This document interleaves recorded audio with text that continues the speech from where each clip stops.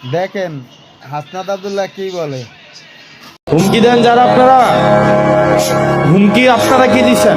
আওয়ামী লীগ, এরপরে হচ্ছে ওই যে হাসিনার থেকে বড় হুমকিবাজ কেউ ছিল? পোলাপাইন তাদেরকে গুনছে, পুলিশও বলতে বাধ্য হয়েছে একটা মরলে একটাই মরে, বাকিগুলা লড়ে না।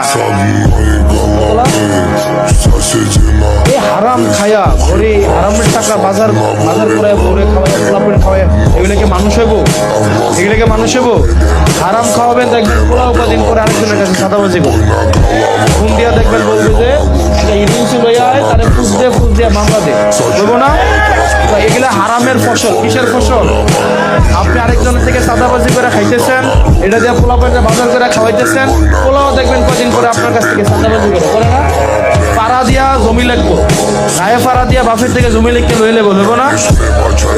এতে দেখছে জীবনে ভাইও সাদাবাজি করে খায়, তো এতে শিখছে তো সাদাবাজিটা নাকি? এতে শিখছে তো মামলাবাজিটা নাকি? তো আজকে আপনি করতেছেন সাদাবাজি জনগণের কাছে, কদিন পরে আপনার খুশি সাদাবাজি করবো আপনার কাছে। করবেনিও সাদাবাজ আপনারা যারা আছেন কদিন পরে